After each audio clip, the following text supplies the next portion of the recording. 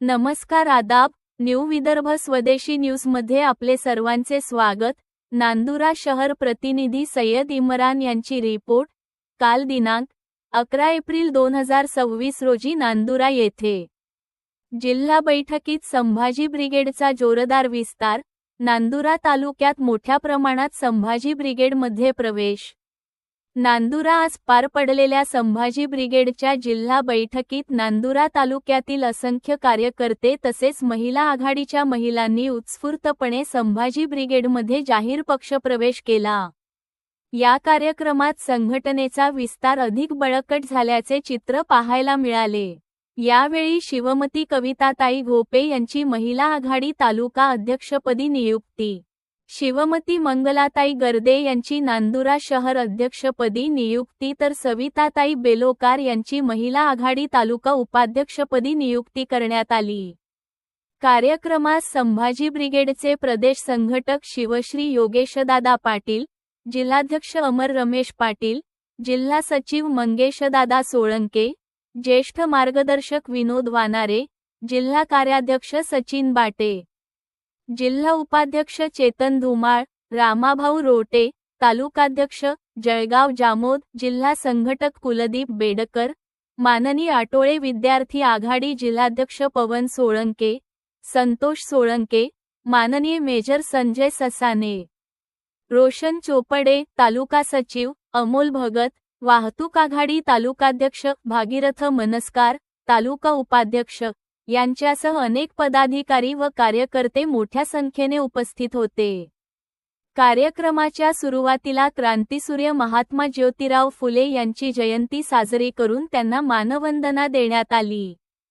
त्यानंतर योगेशदादा पाटील यांनी महात्मा फुले यांच्या कार्याचा आढावा घेत नवे विचार व प्रेरणा दिली.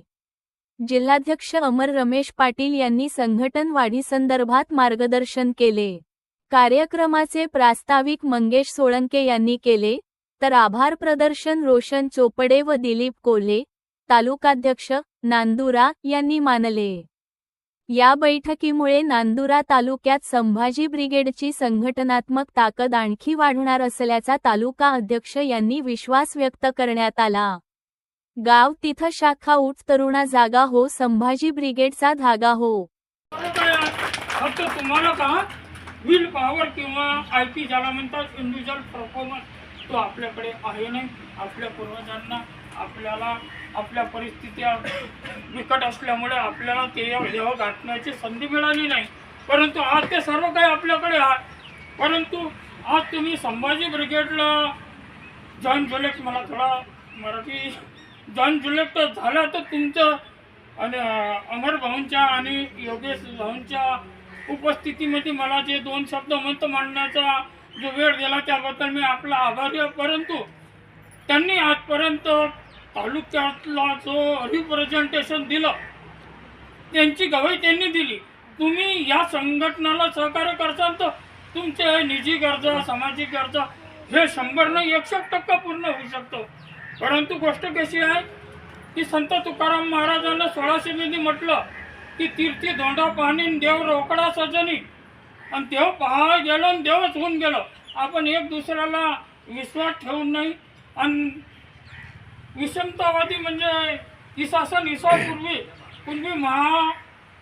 कुणबी मराठाचे महापुरुष होते. त्यांनी म्हणलं की ज्या दिवशी जिवंत माणसाच्या मनात प्रतिष्ठा नावाची तृष्णा निर्माण होईल त्या दिवशी भाऊ भावाचा राहणार नाही, बाप लेकाचा राहणार नाही. ते परिस्थिती माय मावल्यावर आज आलेली आहे. आज तुम्ही तुमच्या लेकराला जसे शिकवता तसंच तो उदाहरण देणार.